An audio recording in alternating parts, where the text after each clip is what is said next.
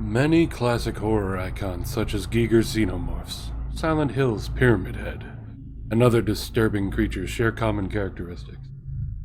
Pale skin, dark sunken eyes, elongated faces, sharp teeth, and the like. These images inspire horror and revulsion in many, and with good reason. The characteristics shared by these faces are imprinted in the human mind. Many things frighten humans instinctively. The fear is natural and does not need to be reinforced in order to terrify. The fears are species-wide, stemming from dark times in the past, when lightning could mean the burning of your tree home. Thunder could be the approaching gallops of a stampede. Predators could hide in the darkness, and heights could make poor footing lethal. The question you have to ask yourself is this: what happened deep in the eras, before history began, that could affect the entire human race so evenly as to give the entire species a deep instinctual and lasting fear of pale beings with dark sunken eyes, razor-sharp teeth, and elongated faces? Be careful out there. The story has parts that take place in a forum, like an old chat room. So bear with it.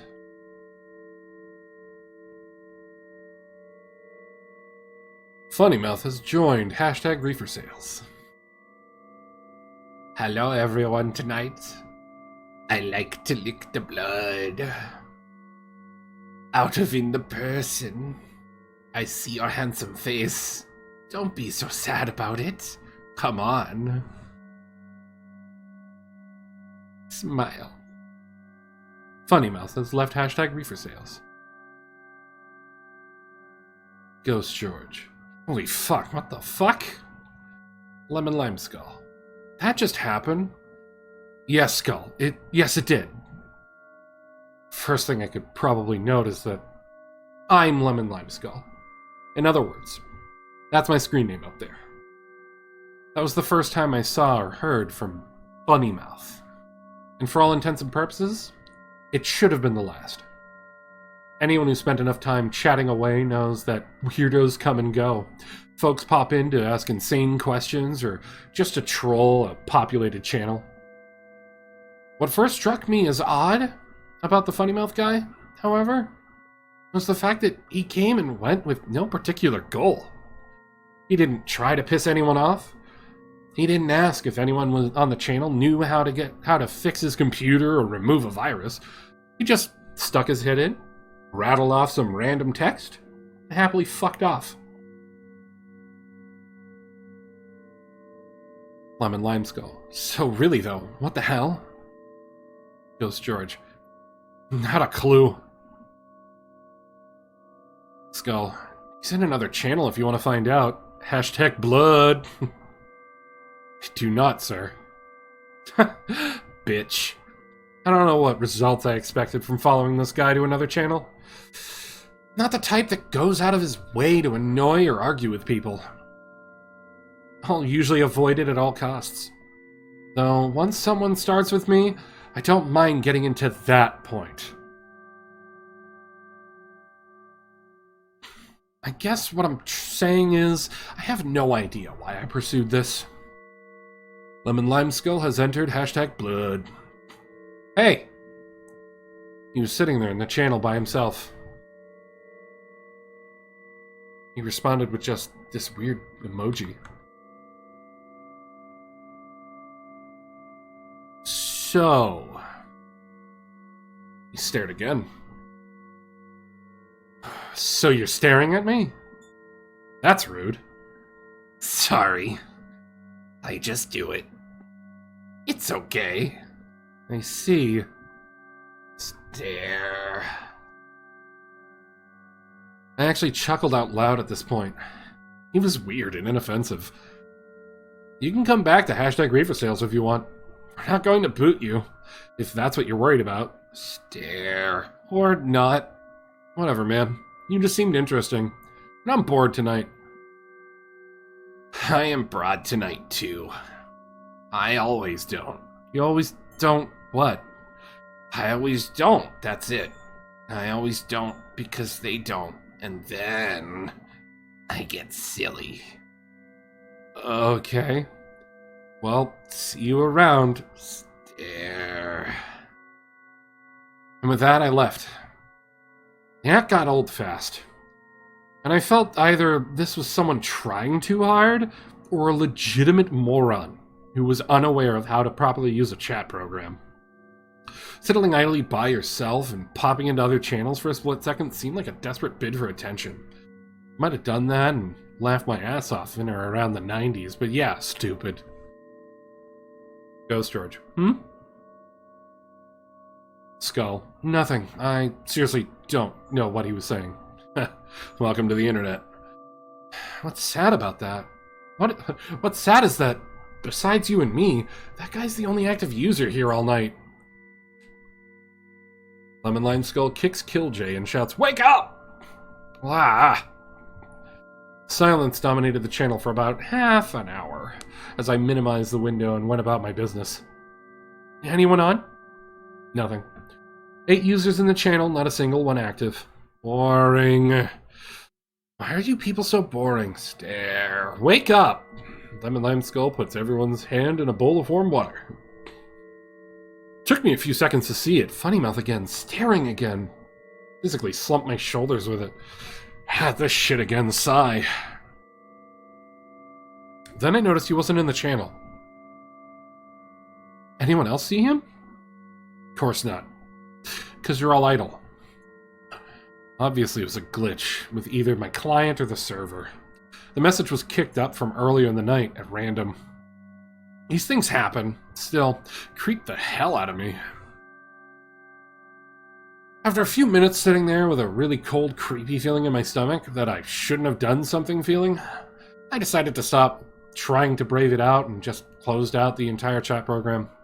Sure, I could have just hung out like everything was fine, but why bother trying to prove I wasn't spooked? Hell, nobody was even around to see me slink away. After a few more hours screwing around on the web, I went to bed around 2:40 a.m. One thing I've always prided myself on is that I do not have nightmares. At least not regularly. Usually if there are monsters or ghosts or nuclear wars in my dreams, I get to control it. I have a great time. I'm shooting zombies in the face, outright telling ghosts they're not real while I'm laughing at them. And if there's some disaster, I always know how to get to the safe spot while every other motherfucker fries. I've had maybe 4 actual nightmares in the past 10 years. And yes, I'm completely serious. The first nightmare of my adult life was in 2005. I'd just broken off a relationship with someone who had been with someone else for over a year behind my back. That night, when I finally did get to sleep, I dreamt she was strapped down on a medical table while some sort of unseen, inexplicable creature sucked her brain out through an organic machine. The brain screamed ceaselessly. The second nightmare had me visiting a medical facility where they were experimenting with new methods of saving lives. And there was a fantastic tour of this high-tech facility. Lots of wonders of modern science, people in lab coats, etc.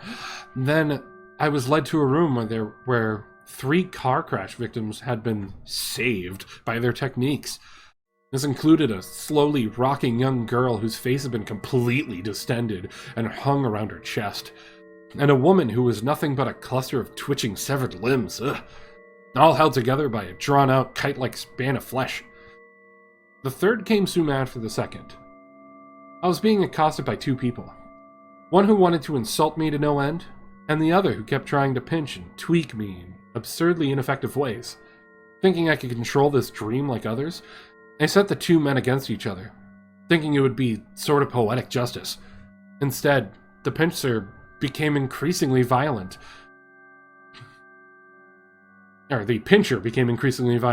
until he was pulling at the other's cheeks, grabbing his tongue with a fist and furiously pulling until it came out.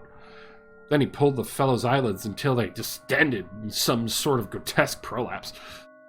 I suppose what I'm getting at is, even when I did have nightmares, I was never actually the target of any sort of horror.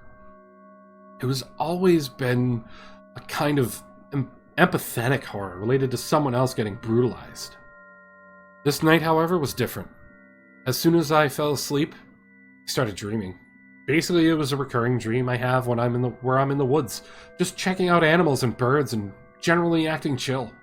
I lie in the grass and look up at the sky. It's always a dream I welcome. Because even if I've had a shit day, I'll wake up happy and ready to start over. This time, the script changed. Laid in the grass, but while I was staring at the sky, I felt something odd. It was a cold, squirming feeling on my neck. In the dream, I reached to my neck and pulled away a long, writhing earthworm. Earthworms disgust me. If I see one in the yard, I'll specifically get a shovel and heap dirt over it, simply so I don't have to actually see it again. Disgusted, but more or less content, I flung the worm aside and continued my dream. Then, that feeling again. Clammy, wet, wiggling against the side of my neck. I pulled another worm away. Again it happened. The third time, the feeling of confusion and dread became so overwhelming, I immediately snapped myself out of the dream.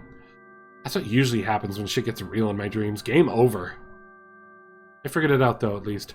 I thought I had. In the waking world, I felt my neck and discovered a slick, slimy film on my neck. Logic dictated that I must have been drooling in my sleep. Nothing to be proud of, but not exactly terrifying either. My dreaming mind must have translated the icky feeling into an appropriate creature in the forest dream. Perhaps more unsettling, though, the fact that the bed around me seemed to have indentations. 4 to be exact. It was almost as if someone on hands and knees had been hovering over me as I slept. There was any number of reasons that could have happened. But from then on that night, I slept very lightly. Any little thing, like the sound of the ceiling fan, would wake me up straight away. I had no real interest in going back to the woods that night. When the morning came around, I got ready to take off. To get out of the house and shake the cobwebs out. I only planned to check my email real quick to make sure I didn't have any pending transactions or questions to answer. Surprise! From Funnymouth at blood.com. 2:42 a.m. Charles Watts. I had a good time to talk to you. It can be fun again. You'll see what I don't like it. Stop it. As you probably recall, I hadn't given this asshat my email address. However, logical answer, someone else on the channel must have. He obviously came back to #ReeferSales, asked someone who I was, and that douchebag completely betrayed me, knowing I don't give my personal contact info. Although, the email was dated at 2:40. That was pretty much the moment I went to bed, when everyone else in the channel was still idle. Even though I well and truly knew I was taking some sort of bait, I responded. From Charles Watts, 9:29 a.m. to Funnymouth. Yeah, bro. Not exactly sure I want you emailing me. It was clear and to the point. There was no mistaking the message I was sending. And though it was snippy, I wasn't goading him into replying by starting a flame war. But of course, from Funnymouth, 9:30 a.m. to Charles Watts. Come on. Don't be so sad about it. I know you can like it. We will have fun a lot of the time. It's okay, even. And with that, I blocked his address. Really, I should have done that in the first place. But I still had some sick sort of interest in exactly where this was going. Maybe if I put my foot down, he would admit that he was just screwing around and call me a humorless wet blanket. When I saw it was just the same old bullshit, that gave me the green light to go ahead and shut the guy out. For what it's worth, you can relax at this point. The blocking stuck. There was no follow-up message, circumventing the ban. After a few minutes, I assured myself that was all over, and I went about my day. It wasn't until I got home at dusk that the cold, squirming feeling in my stomach started all over again, and I had no idea why. Well, that's not entirely true. I had some idea. I checked my email. Nothing from Funnymouth. However, there was an email from George. George D. 2:03 p.m. to Charles Watts. Hey, ReeferSales.com is fucked up. Can't get it to load. When you're online, please take a look ASAP. Peace and carrots. George. Blood. Lol skeletons added by lol skeletons. I let out a sting of curses. Downtime meant lost sales. And I've been out all day and with no way for George to contact me. If I'd been a little less strict with my personal info, he could have just called me. I loaded the site and waited for some sort of error screen. Instead, it began to reroute to another page. Blood.com. From Charles Watts, 6:15 p.m. to George. Yeah, I see it. It's redirecting to a website with a giant pixelated face with a messed up tongue. I think this has to be Funnymouth's piece of shit. Did you give him my email? With the domain in it? From George. It's a 404 page, not a redirect. I want what you're smoking. All I get on Blood.com is coming soon notice. I didn't give anyone shit, George. From Charles. Har har har, funny. Then George emailed me a screenshot of the site giving a 404 error, along with the coming soon notice for Blood.com. Could have easily faked them, but why? I mean, if this was some sort of joke, it was pretty abstract, and I didn't get it. When I looked at my website files, everything was normal, nothing was out of place, and nobody had even logged in to change anything. I checked the domain name servers, the thing that routes a domain where it's supposed to go, and nothing was out of sorts. Still, there was this bloated, tongue-waggling face looking back at me with its empty eye sockets. Then, I don't know how I missed it in the first place. Looking closely, the picture of that face wasn't really pixelated. It was made of tiny letters, HTML code coloring, each letter specific to the image. Over and over again, the word that made up the image was right in front of me. Funny mouth, funny mouth, funny mouth, funny mouth, funny mouth. And a great cluster of nonsense. I felt like spitting at the screen. I unblocked his email address and set about writing an incredibly profane and threatening letter. I didn't really care if I got the site back at this point. I just wanted to get everything off my chest so I could feel like I was in control of the situation again. Before I could finish the letter, I just got this weird, creepy feeling again. That, no, it couldn't be feeling where you know you're being absurd, but at the same time you know you're right. I stopped hacking out my death threats and checked the inbox. From Funnymouth, Charles, 7 a.m. Or 7 p.m. I see your handsome face. From Funnymouth to Charles, 7 p.m. Hello, buddy. From Funnymouth to Charles, 7:01 p.m. Come on. From Funnymouth to Charles, hello. From Funnymouth to Charles, hello, hello, hello, hello, hello. From Funnymouth to Charles, I don't want to not. From Funnymouth to Charles, I don't think about it, please though. From Funnymouth to Charles, 7:01 p.m. I see your handsome face.